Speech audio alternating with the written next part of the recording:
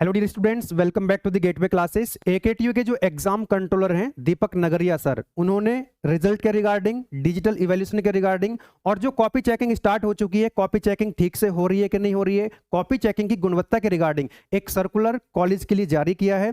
और उस सर्कुलर के अंदर जो एग्जाम कंट्रोलर ने, दीपक सर ने जो पॉइंट वहां पर मेंशन किए हैं, उन पॉइंट्स को पढ़ करके आपको ये समझ में आ जाएगा कि इस बार जो अभी एग्जाम आपके ऑड सेम के हुए हैं उनका रिजल्ट ऑन टाइम आने वाला है। क्योंकि जो एकेटीयू ने एकेडमिक कैलेंडर जारी किया था 2025-26 सेशन के लिए, एकेडमिक कैलेंडर को एकेटीयू ने फॉलो किया है। और आप देखेंगे लास्ट टाइम जो भी एग्जाम हुए थे और जो भी एग्जाम हुए हैं, कुछ बचे हुए हैं जो अभी एग्जाम चल रहे हैं, ये एग्जाम कैलेंडर के हिसाब से करा रहे हैं। तो अगला सेमेस्टर भी जो है वो ऑन टाइम स्टार्ट हो जाएगा आपका। अप्रैल के लास्ट वीक में आपका जो इवन सेम है वो स्टार्ट होने वाला है। ठीक है, तो आपका जो रिजल्ट है बेटा वो टाइम से आने वाला है, उसी के हम यहाँ पर बात करने वाले हैं। आप ये भी जानते हैं कि जो आपका इवेल्युएशन होता है वो डिजिटली होता है। आप जब एग्जाम हॉल में अपनी आंसर शीट सबमिट करके आते हैं तो आपके जो आंसर शीट है वो एग्जाम सेल में जाती है और वहां से स्कैन होकर के वो टीचर्स के पास डिस्ट्रीब्यूट हो जाती है, जो टीचर्स आपकी आंसर शीट को चेक कर रहे होते हैं लैपटॉप के, डेस्कटॉप के माध्यम से। ठीक है, न्यूज की कटिंग है जो बच्चे व्हाट्सएप में शेयर कर रहे हैं, है ना, इसमें तो कुछ ज्यादा अतिशयोक्ति है। लिख रहा है यहाँ पर कि एकेटीयू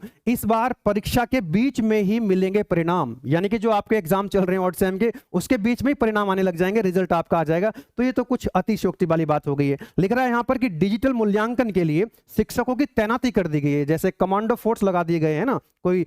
तो इस तरह की कटिंग पे बेटा आपको नहीं ध्यान देना होता है। ठीक है, आगे से भी ध्यान रखेंगे। इस तरह की जो कटिंग आती रहती है, सर्कुलेट होती रहती है, उस पर आपको अपना टाइम वेस्ट नहीं करना है।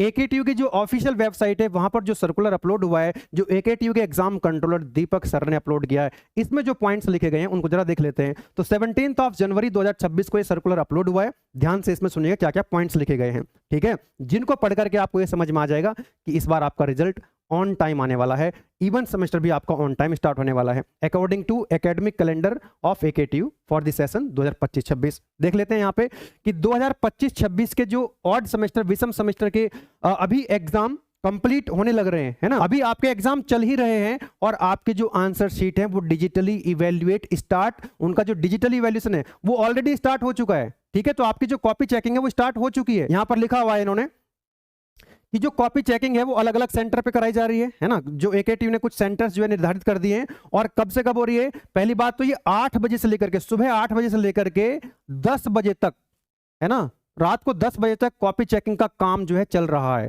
आप समझ सकते हैं, 8 बजे सुबह, ठंडी का मौसम है, सुबह 8 बजे से लेकर के रात को 10 बजे तक कॉपी चेकिंग चल रही है। और इसमें जो है सैटरडे, संडे, शनिवार और रविवार भी इंक्लूड है, मतलब संडे सैटरडे को भी कॉपी चेकिंग चल रही है। आप समझ सकते हैं। आगे देखिएगा और जो पॉइंट्स लिखे गए हैं यहां पर इन्होंने ये भी लिखा है, जो आपका डिजिटल इवैल्यूएशन है उसमें गतिशीलता लाई जाए, यानी इसको फास्ट किया जाए, गुणवत्तापूर्ण मूल्यांकन। देखो ध्यान दीजिए, यहां पर इन्होंने ये भी कहा है, यानी कि ये भी जानते हैं कि कॉपी चेकिंग जो है वो अच्छे से नहीं होती। इन्होंने लिखा है यहाँ पे गुणवत्तापूर्ण, जो डिजिटल इवैल्यूएशन हो रहा है गुणवत्तापूर्ण। फेयर जो है आंसर, आपकी जो आंसर शीट है वो फेयर चेक होनी चाहिए, अच्छे से चेक होनी चाहिए।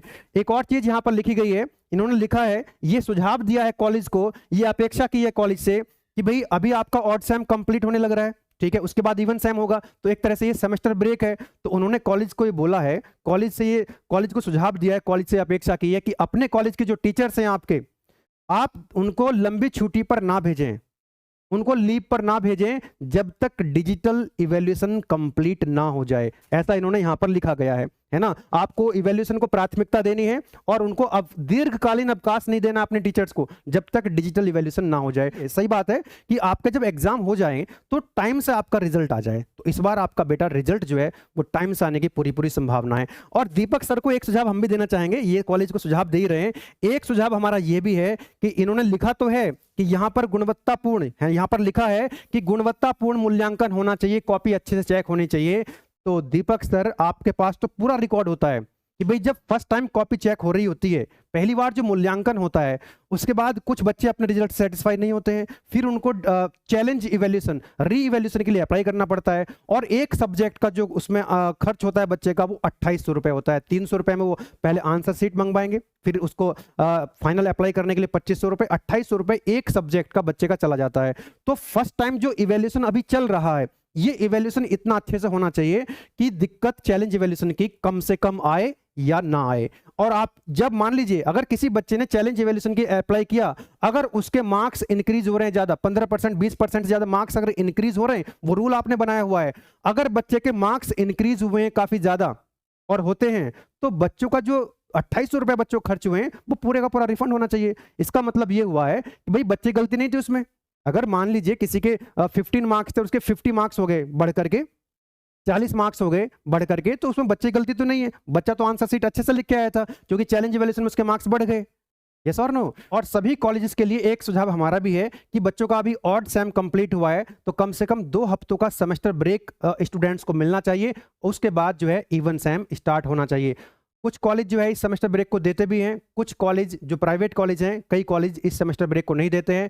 तो सभी स्टूडेंट्स जो है कमेंट करके बताएं कि आपके कॉलेज ने सेमेस्टर ब्रेक कितना दिया है, कितनी छुट्टियां आपको मिली हैं। चलिए बेटा, साथ ही साथ यहां पर मैं आपको बताना चाहूंगा कि गेटवे क्लासेस एप्लीकेशन पे AKTU B Tech first year semester second के लिए कॉम्बो पैक लॉन्च हो चुका है, उसमें सारे सब्जेक्ट्स आपको मिल रहे होंगे। इस तरह का बैनर आपको एप्लीकेशन के अंदर दिखेगा, तो यहां पर आप एनरोल कर सकते हैं और अपनी पढ़ाई को अच्छे से आप लोग कर सकते हैं। आप कहीं से भी पढ़ सकते हैं, किसी भी टाइम पढ़ सकते हैं, मोबाइल से पढ़ सकते हैं, लैपटॉप से पढ़ सकते हैं, डेस्कटॉप से पढ़ सकते हैं, ऐप स्टोर से आप डाउनलोड कर सकते हैं, प्ले स्टोर से एप्लीकेशन को आप डाउनलोड कर सकते हैं। ठीक है, यहां पर एक चीज हमने और बेहतरीन जो ऐड कर दी है, राखी मैम ने जो है गेटवे क्लासेस को ज्वाइन किया है और यहां पर जो प्लेसमेंट ओरिएंटेड कंटेंट है, एक प्लेसमेंट का जो कोर्स है वो कॉम्बो पैक के अंदर फ्री ऑफ कॉस्ट आपको प्रोवाइड कराया गया है। ठीक है, तो आप लोग विजिट कर लीजिएगा, इस तरह का बैनर दिखेगा, आप एनरोल करके अपनी पढ़ाई सेकंड सेम के स्टार्ट कर सकते हैं। ऑड सेम में जो आपसे गलतियां हुई हैं, जो मिस्टेक्स हुई हैं, उन गलतियों को रिपीट ना करते हुए इवन सैम की जो तैयारी है आप स्टार्ट करें, बढ़िया से तैयारी करें आप लोग।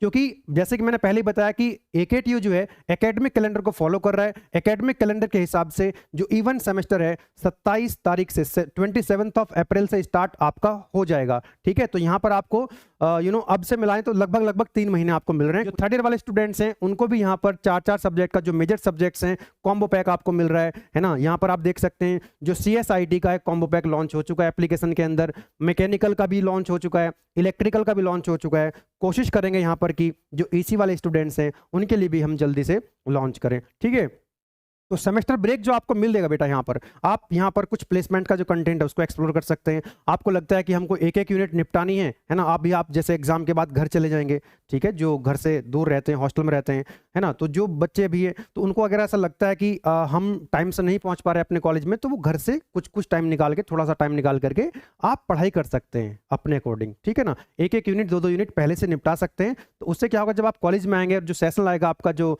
क्लास टेस्ट या जो भी एग्जाम आपका होगा, तो उसमें आप कंफर्ट फील करेंगे और इजीली आप जो है स्टार्टिंग से अपनी तैयारी अच्छे से करते हुए चलेंगे। जो आपके इंटरनल मार्क्स हैं वो आपको अच्छे मिलते रहेंगे। ठीक है ना, याद रखिएगा कि ओवरऑल जो आपका SGPA CGPA वो तभी इंप्रूव होता है जब आपके इंटरनल मार्क्स अच्छे होते हैं। यानी कि जो क्लास के अंदर आपके टेस्ट होते हैं, क्लास भले ही आप कम कर रहे हैं, लेकिन जो भी एग्जाम हो आप एग्जाम में जरूर अपीयर हो। एप्लीकेशन से पढ़ें, यूट्यूब से पढ़ें, जहां से भी बुक से पढ़ें, जैसे भी आप तैयारी करते रहें।